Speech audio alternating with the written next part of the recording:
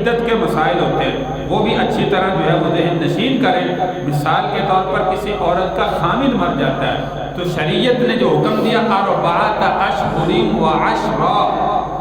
4 مہینے 10 دن اس عورت کی عدت کا حکم قرآن دے رہا ہے، کوئی مولوی نہیں دے رہا، کسی اور جگہ پر قانون نہیں ہے، اللہ نے کلام مجید کے اندر اس کی عدت کا حکم دیا ہے۔ تو کسی کا خامد مر جائے، عورت کے لیے یہ 4 مہینے 10 دن عدت گزارنا ضروری ہے، لازم ہے، واجب ہے۔ بعض دفعہ سننے میں آیا ہے کہ عورتیں اگر خامد وفات پا جائے تو عدت نہیں گزارتی اور اسی طرح آگے نکاح کر لیتی، تو یاد رکھیے کہ اس میں گنہگار ہے۔ عدت جو ہے وہ شریعت کا حکم ہے، لہذا جس کا خامد وفات پا جائے 4 مہینے 10 دن اس عورت کے لیے، یہ مائیں بہنیں جو سن رہی ہیں اچھی طرح یہ تمام عورتیں غور سے سنیں، یہ شریعت کا حکم ہے۔ 4 مہینے 10 دن آگے نکاح کرنے کی اجازت نہیں ہے۔ یہ 4 مہینے 10 دن جو ہے وہ اپنے گھر میں عدت گزارے گی، اور اس عدت میں کیا کرنا چاہیے کیا نہیں کرنا چاہیے اس میں شریعت نے جو ہے وہ یاد رکھے کچھ پابندیاں بھی عائد کی ہیں۔ مثال کے طور پر اس اتنے عرصے میں آگے عورت نکاح نہیں کر سکتی۔ دوسرا، اس 4 مہینے 10 دن کے عرصہ میں جیسے عام عورتیں اپنی زیب و زینت کرتی ہیں، نہا کے خوشبو لگانا، میک اپ کرنا، یہ تمام تر بننا سنورنا اپنے مردوں کے لیے، اب چونکہ مرد تو دنیا میں رہا نہیں، لہذا یہ تمام بناؤ سنگار بھی اتنے عرصے میں عورت کو منع۔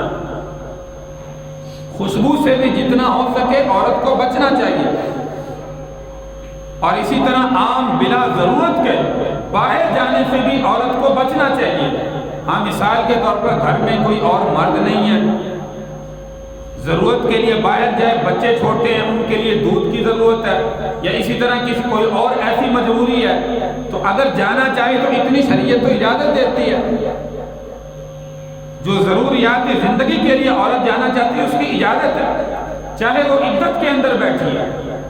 لیکن بغیر کسی مجبوری کے باہر جانا، بازار جانا، شاپنگ کے لیے جانا جیسے عام عورتیں جاتی ہیں، اس کے لیے شریعت نے جو ہے وہ اس کو منع کیا۔ تو عدت جو ہے وہ گھر میں بیٹھ کر جو ہے وہ گزارے۔ بعض دفعہ ہماری رسم و رواج چلی ہوئی ہیں، اکثر جگہ پر جو ہے وہ دیکھا، مثال کے طور پر جو ہے وہ خامد وفات پا جاتا ہے، عورت جو ہے وہ نعوذ باللہ خامد کے جنازے میں قبرستان تک جاتی ہے، یا اسی طرح دفناتے وقت شریک ہوتی ہے، یہ تمام تر شریعت کی خلاف ورزی ہے۔ اللہ نے ایک حدود جو مقرر کی ہے اس حد سے زیادہ جو ہے وہ ہمیں گزریں گے تو یاد رکھیں کہ اللہ کے حکم کو چیلنج کرنے کی بات ہے۔ تو اس لیے عورتوں کو خیال کرنا چاہیے، وہ اگر خامد وفات پا گئے اس کے لیے اس کے ساتھ جانا ضروری نہیں ہے، وہ گھر کے اندر بیٹھے۔ یہ مردوں کا کام ہے کہ اس کی تجہیز و تکفین کرنا، اور اسی طرح جو ہے وہ جنازہ لے جانا، اس کو دفنا کے آنا، یہ ساری جو ہے وہ مردوں کی ضروریات ہے، عورت کی ضرورت نہیں ہے۔ اسی طرح بعض دفعہ دیکھا جاتا ہے کہ خامد وفات پا گیا، دوسرے دن، تیسرے دن یا چوتھے دن بیوی زندہ ہے،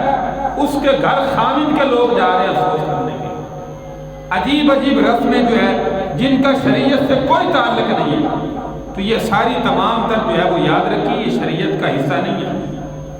یہ ہم نے اپنی طرف سے جو ہے وہ شریعت میں اضافہ کیا ہوا، ایڈیشن کیا ہوا۔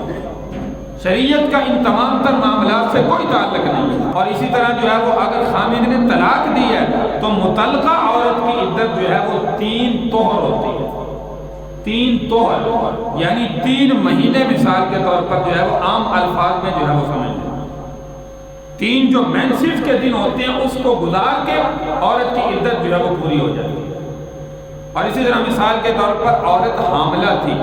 تو اس صورت میں جو شریعت قانون متعلق کرتا ہے وہ وضع حمل ہے، وہ چاہے 1 دن بعد ہو جائے، چاہے 10 دن بعد ہو جائے، چاہے 9 مہینے بعد ہے، جتنے عرصے بعد جو ہے وہ عورت کے بچہ پیدا ہوگا یہ اس کے جو ہے وہ عدت پوری ہو چکی ہے۔ شریعت نے جو قانون متعین کیے ہیں، شریعت نے جو حدود متعین کی ہیں، ہمیں ان حدود کی پاسداری کرنی چاہیے۔ اللہ نے جو قانون متعین کیے ہیں ان قانون کے تحت مسائل پوچھ کے ہمیں پھر ضروریات زندگی کو گزارنا چاہیے۔ ہم ان چیزوں میں مسائل پوچھنا شرم محسوس کرتے ہیں،